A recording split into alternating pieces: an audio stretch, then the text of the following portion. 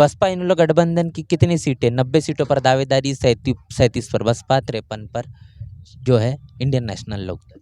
मैं वो बताना चाहूँगा साथियों, जो अब के सिनेरियो बन रहे हैं, जो सीटें बसपा जिन सीटों पे लड़ रही है, वो बताऊँगा 8 से 10 के करीब पूर्ण रूप से एक तरफा जा रही हैं, और जो इनेलो की सीटें हैं वो 20 प्लस के करीब, ये ज़्यादा भी जा सकती है। मैं क्यों कह रहा हूँ आपको ज़्यादा जा सकती हैं, मतलब क्योंकि जो 30 के प्लस मान के चले। नो डाउट 30 प्लस जा रहे हैं। मजबूरी वाली सरकार बनेगी कि मजबूत सरकार बनेगी? देखो, मान्यवर काशीराम जी का कहना है, मजबूत सरकार हमें नहीं चाहिए, मजबूर सरकार चाहिए। मजबूत हमें परेशान करती है, मजबूर सरकार हमारी बातें सुनेगी।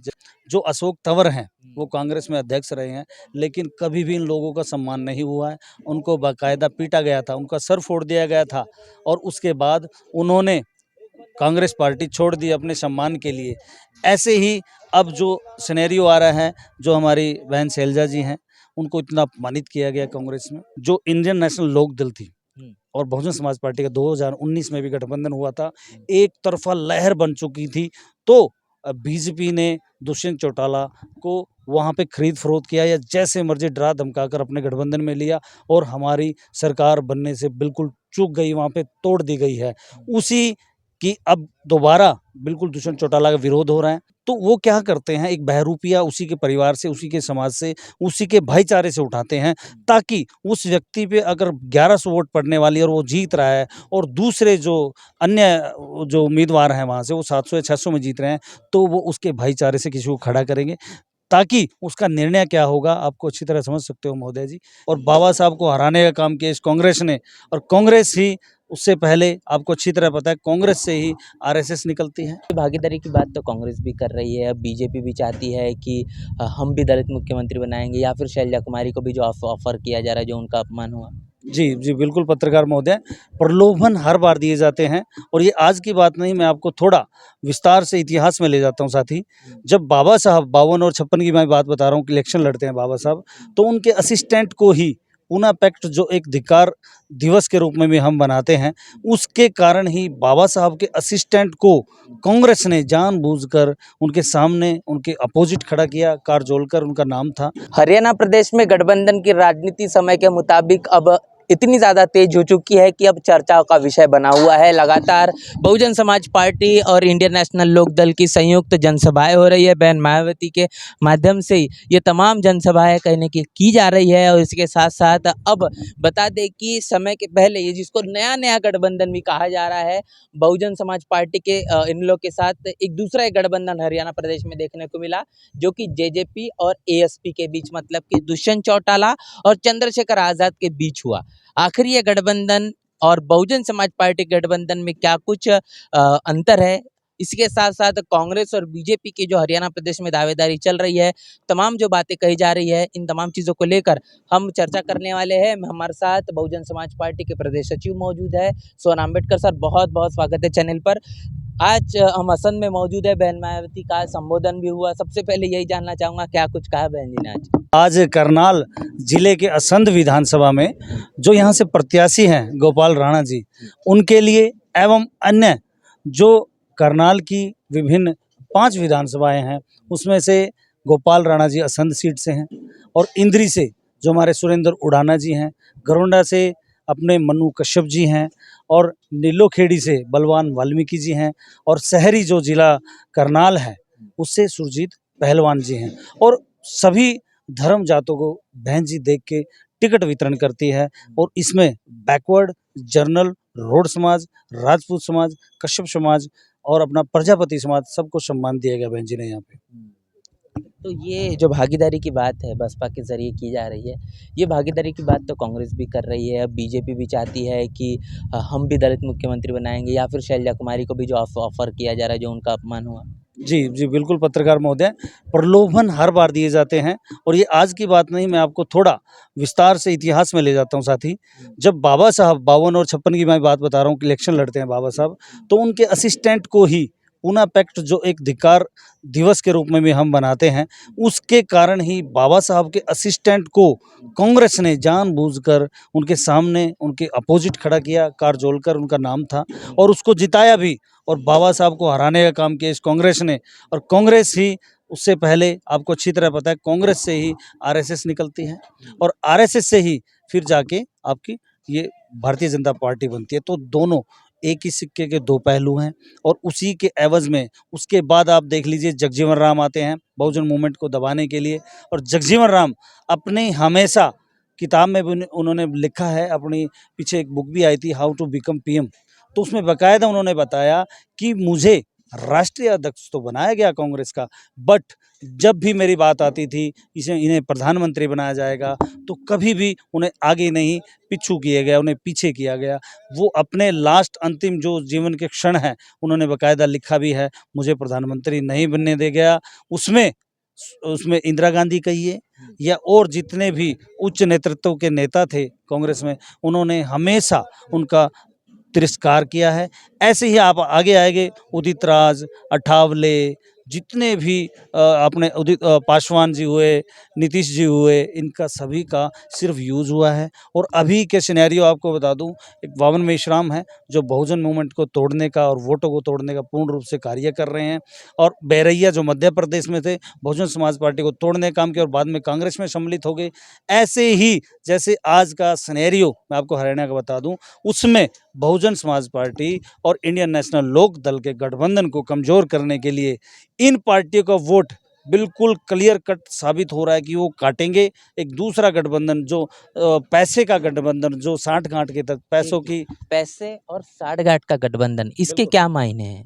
इसके मायने सर मैं आपको बताना चाहूँगा, क्योंकि आप देखिए एक गांव होता है, मैं एग्जांपल के साथ आपको जी, बताऊंगा जी, साथी, कोई गांव होता है, आप उसमें लगा लीजिए कोई सरपंच पद के लिए खड़ा होता है, तो वहाँ क्या होता है, जो उच्च कोटि के लोग अपने आप को मानते हैं वो सोचते हैं यार ये व्यक्ति जीतेगा, तो वो क्या करते हैं, एक बहरूपिया उसी के परिवार से, उसी के समाज से, उसी के भाईचारे से उठाते हैं, ताकि उस व्यक्ति पे अगर 1100 वोट पड़ने वाली है और वो जीत रहा है और दूसरे जो अन्य जो उम्मीदवार हैं वहाँ से वो 700 या 600 में जीत रहे हैं, तो वो उसके भाईचारे से किसी को खड़ा करेंगे, ताकि उसका निर्णय क्या होगा आपको अच्छी तरह समझ सकते हो महोदय जी, कि उसका निर्णय ये होगा कि उसकी वोट कट जाएंगी और वो कहीं ना कहीं 400-500 में सिमट जाएंगे दोनों के दोनों, और एक को वो पे करके खड़ा करते एज इट इज़। मैं एग्जाम्पल के साथ इसलिए बताया साथी, यहाँ पे यही हुआ है।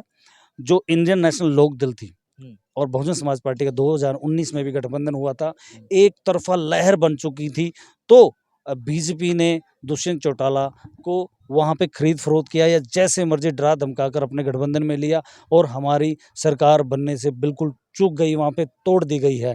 उसी की अब दोबारा बिल्कुल दुष्यंत चौटाला का विरोध हो रहा है और उनके साथ चंद्रशेखर आज़ाद का भी बहुत जगह काले झंडे दिखाए गए, साथ ही मैं आपको बताना चाहूँगा उनका विरोध हुआ है। और ये बातें अभी आपको सामने निकल के आ रही हैं कि क्यों मैं ये कह रहा हूँ कि खिरोद फिरोस्त हुई है। आपको मैं बताना चाहूँगा साथी, ये लेटेस्ट न्यूज़ है, नीलो खेड़ी में जो अपने एक भुक्कल उम्मीदवार हैं, साथी हैं अपने, उन्होंने अपना समर्थन कांग्रेस को दे दिया है। वो एएसपी से उम्मीदवार थे। अच्छा, तो जेजेपी एएसपी के जो गठबंधन के बिल्कुल, प्रत्याशी, बिल्कुल, बिल्कुल, वो जेजेपी और एएसपी गठबंधन के प्रत्याशी थे, उन्होंने अपना समर्थन कांग्रेस को दे दिया है। ऐसे ही एज इट इज़ जो पृथ्वीला से उम्मीदवार थे, वो भी अपना समर्थन कांग्रेस को दे चुके हैं। फरीदाबाद की पृथला जी, फरीदाबाद की पृथला विधानसभा जहाँ बहन जी की अभी रैली भी थी 27 तारीख को। तो ये सभी आपको निर्णायक जो डिसीजन आ चुके हैं, जो ये अदला-बदली हो रही है, ये आपको बिल्कुल पारदर्शिता दिखा रही है कि ये गड़बड़ घोटाला हो रहा है। इसके पहले हम अगर बादली विधानसभा की बात करें, यहाँ से जहाँ से करीब ही है, वो जो है वो पर्चा भी वापस लेने के मसला वो भी निकल कर आया है। बसपा के तमाम जो पदाधिकारी के लोगों से कहना हुआ कि वो कांग्रेस के साठगांठ से वो चीज़ें हुई है। नो डाउट वहाँ हुआ है। बादली में जो उम्मीदवार था, मैं साथ ही आपको बताना चाहूँगा 16 तारीख को नामांकन उठाने का जो दिन था, वो जो उम्मीदवार था कहीं न कहीं वो साँठ-गाँठ करके सिस्टम में घुस के और यहाँ पे कस्में तक खा के उसने बसपाइयों को और हमारे नेतृत्व को कस्में तक खाई। मैं अपने बच्चों की कसम खाता हूँ कि मैं पार्टी से कभी नहीं जाऊँगा, लेकिन कहीं न कहीं कांग्रेस से लिंक करके वो व्यक्ति अपना पर्चा विद सिक्योरिटी, में साथ ही आपको बताना चाहूँगा उस व्यक्ति में इतना डर था, वो इतना बड़ा धोखा करके गया, अपने साथ 20 व्यक्तियों की सिक्योरिटी लेकर वहाँ आया था और तब उसने वहाँ से नामांकन उठाई। ये तो धोखा वहाँ से हुआ साथी, लेकिन ये कहीं न कहीं साठगांठ में वो हमसे कहीं गुना आगे हैं। हम तो कुछ भी नहीं भाई साहब, हम तो यहाँ मूवमेंट के लिए पूर्ण रूप से जोर लगाते हैं। यहाँ मैं आज रैली का बता दूं साथी, जो आज रैली हुई है बहन जी की, उसमें कई साथी घर से रोटी लेके आए थे और अचार और जो प्याज होता है उसको लेके आए हैं यहाँ पे। तो ऐसे ऐसे निष्ठावान व्यक्ति इस पार्टी में हैं, ये रहता है हमेशा। इस बार मुद्दे जो है, क्या कुछ चुनावी मुद्दे आपको नज़र आते हैं और इन मुद्दों को लेकर कितना ज़्यादा सजग है, कितना ज़्यादा लोगों के बीच ये गठबंधन बसपा और इन लोग का जा रहा है? देखिए साथियों, एक जो बसपा का वोटर है वो बेहद ही ईमानदार वोटर है। वो हमेशा एक चीज़ देखता है कि मुझे सिर्फ हाथी का निशान दिखना चाहिए। और जो गठबंधन हुआ है, इस गठबंधन में आदरणीय अभय चौटाला जी, बहन कुमारी मायावती जी और आकाश आनंद जी, इन सभी नेताओं की एक ही मांग है कि आपको जहां गठबंधन में दिखे कि चश्मा है तो चश्मे पे वोट करनी है, और जहां आपको हाथी दिखे हाथी पे वोट करनी है। और मैं वही कहूँगा साथियों, इसके साथ हमेशा एक लहर होती है, क्योंकि चुनावी घोषणा में मैं आपको बताऊंगा, बहन कुमारी मायावती और जो हमारे आदरणीय मान्यवर काशीराम साहब है, 2002 में क्लियर कट बोल देते हैं कि जो हमारा घोषणा पत्र है वो हमारा भारतीय संविधान है और हम इसे लागू करके रहेंगे। और बाकायदा बहन जी ने आज रैली में भी ये बात क्लियर की है कि भाई हम ये घोषणाएं नहीं करते, हमारा शासन ही प्रशासन है। जब हमारी सत्ता आती है तब हम अपनी नीतियाँ दिखाते हैं कि हम इस देश के लिए करना क्या चाहते हैं। और वाकई में बहन कुमारी मायावती जी ने 4 बार मुख्यमंत्री रहते हुए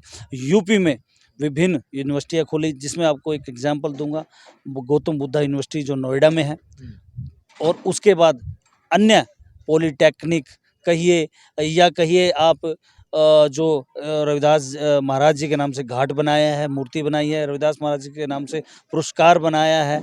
ऐसे ही भगवान परशुराम जी के नाम से कम्युनिटी सेंटर खोले हुए हैं। ऐसे ही जो हमारे महाराणा प्रताप जी हैं, उनके नाम से भी विभिन्न प्रकार के जो कम्युनिटी सेंटर कहिए या संस्थान कहिए, अस्पताल कहिए, मान्यवर काशीराम साहब के नाम से, साहू जी महाराज के नाम से, या आप कहिए ज्योतिबा फुले, सावित्रीबाई फुले, विभिन्न सभी महापुरुषों का सम्मान वहाँ पे किया है। घासीदास जी, खाड़गे जी, हर प्रकार के जो हमारे संत महापुरुष हुए हैं, रहबर हुए हैं, सबको सम्मान देने का अगर काम किया है वो बहुजन समाज पार्टी ने हमेशा किया है। जी। हरियाणा में 2 मुद्दे सबसे ज़्यादा कहने की गरमाए हुए हैं, जिसको लेकर लगातार बातें कही जा रही है। एक शैलजा कुमारी का कांग्रेस के ज़रिए, हुड्डा के एक गैंग के ज़रिए किया गया अपमान। दूसरा, आरक्षण को राहुल गांधी ने अपने देश में नहीं विदेश में जाकर जो खत्म करने का बयान दिया है वो, और साथ ही दूसरा एक जुड़ा हुआ बयान कि वो कह रहे हैं कि हम भारत के संविधान को बचाएंगे, आरक्षण को पूरी तरीके से लागू करेंगे। इस पर बसपा का, इन लोग गठबंधन का क्या स्टैंड है? जी, जी, मैं बिल्कुल बताना चाहूँगा साथी, जैसे मैंने अभी एक बात तो आपको क्लियर ही कर दी थी कि कैसे कारजोलकर को लाया जाता है यूज़ करने के लिए, कैसे जगजीवन राम को लाया जाता है यूज़ करने के लिए, कैसे उदित राज पासवान एवं विभिन्न अन्य जितने नेतागण बनाए जाते हैं कांग्रेस भाजपा से, वो सिर्फ वोट काटू चाटुकार नेता, जैसे अठावले क्लियर भी बोल चुके हैं, पीछे उनकी बाइट आई थी, भाई हम तो मायावती की वोट काटने आए हैं, उनकी आवाज़ ही ऐसी है। उन्होंने बाकायदा ऐसे बोला है, आप उसको बाइट को यूट्यूब पे देख सकते हो कि मतलब वोट काटने के लिए ही ये लोग आते हैं। और उसकी एवज़ में मैं पुराने से इसलिए ला रहा हूँ आपको, अभी का जो सिनेरियो दिखा रहा हूँ, जस्ट अभी 2 साल पहले की बात है। जो अशोक तंवर हैं, वो कांग्रेस में अध्यक्ष रहे हैं, लेकिन कभी भी इन लोगों का सम्मान नहीं हुआ है। उनको बाकायदा पीटा गया था, उनका सर फोड़ दिया गया था, और उसके बाद उन्होंने कांग्रेस पार्टी छोड़ दी अपने सम्मान के लिए। ऐसे ही अब जो सिनेरियो आ रहा है, जो हमारी बहन शैलजा जी हैं, उनको इतना अपमानित किया गया कांग्रेस में, और इतना अपमानित करने के बाद भी मैं कहता हूँ, जो बाबा साहब को पढ़ा व्यक्ति है, जो बाबा साहब को जानता है, जो मान्यवर काशीराम, जो महापुरुषों को जानता है, जो रहबरों को, गुरुओं को मानता है, वो कभी भी अपने सम्मान को मारकर कभी नहीं रहेगा। लेकिन जो ये घटना हुई है बहुत ही गलत हुई है, और मैं बहन कुमारी शैलजा जी से भी ये मतलब आग्रह करूँगा, निवेदन करूँगा कि वो सम्मानजनक स्थिति में इस्तीफा दीजिए कांग्रेस से, तभी आपकी वैल्यू बनेगी। और आप आइए अपने घर में, हम आपको डबल सम्मान देंगे। माननीय आकाश आनंद जी ने आपको कहा, बहन जी ने भी उनको बोला है, आशीर्वाद दिया है, तभी भाई हमारी बहन है, हमारी बेटी है, हमारे घर में आएगी तो उसका सम्मान होगा। लेकिन कहीं ना कहीं चाटुकारिता कहिए, या हमारे काशीराम साहब की जो बुक है चमचा युग, उसके तहत ये लोग एक वो उस घर से निकलना नहीं चाहते जिस घर में आग लगी पड़ी है। इन्हें लगता है कि चिड़िया आएगी, बूंद गिरेगी और वो आग बुझ जाएगी। ऐसा नहीं है साथियों। बूंद से सिर्फ प्रयास होता है, वो बुझेगी नहीं आग और ये वहीं पड़े रहते हैं। और उसमें शैलजा ने बाकायदा एक अभी 4-5 दिन पहले एक घोषणा की है, भाई मैं कांग्रेस के लिपट्टे में तिरंगे में लिपट के ही मरूंगी। जैसे मेरे फादर साहब जो दलवीर सिंह जी थे, वो ऐसे ही गए, उनको भी हरियाणा का अध्यक्ष तो बनाया गया, एमपी उन्हें बनाया गया क्योंकि मजबूरी होती है, जो रिजर्व सीट होती है उसके लिए इनको एमपी एमएलए चाहिए होते हैं। तो इन कठपुतलियों को रखा जाता है। और ये सभी बातें मैं इसलिए बता रहा हूँ साथी कि सम्मान की लड़ाई है। अगर हम सम्मान से नहीं रह सकते साथियों, तो हमें इस्तीफा दे देना चाहिए। बिल्कुल क्लियर कट बोल रहा हूँ मैं आपके चैनल के माध्यम से। मैं उनसे अपील भी करूँगा कि सम्मान की लड़ाई है, प्लीज़ इस सम्मान को बरकरार रखिए और अपनी उपस्थिति या कहिए अपना जो शौर्य है, जो सम्मान है, उसको दिखाइए और कांग्रेस से इस्तीफा दीजिए। बसपा इन लोग गठबंधन की कितनी सीटें, 90 सीटों पर दावेदारी, 37 पर बसपा, 53 पर जो है इंडियन नेशनल लोकदल। जी, जी, मैं बताना चाहूँगा उसमें थोड़ा सिनेरियो चेंज हुआ है। 38 सीटें इस टाइम हो चुकी हैं बसपा की और 52 जो सीटें हैं ये वो कौन सी सीट है बड़ी हुई है सर? जो सीट बढ़ी है वो महम की सीट बढ़ी है साथी, आपको बताना चाहूँगा। क्योंकि पहले जो बलराज कुंडू जी थे, वो आना चाहते थे, लेकिन किन्हीं कारणवश वो आ नहीं पाए। तो वहाँ से हमारे जो रोहतक के जिलाध्यक्ष थे, हवा सिंह जी, देखो यहाँ पे कार्यकर्ता का मान-सम्मान हमेशा रहा है और दिया भी गया है। हवा सिंह जी वहाँ के जिलाध्यक्ष थे, उनको वहाँ से टिकट दी गई है महम से और वो चुनाव लड़ रहे हैं। ऐसे ही हांसी से हमारे रविंद्र रंगा जी हैं, पार्टी कार्यकर्ता हैं, उन्हें भी टिकट दी गई है।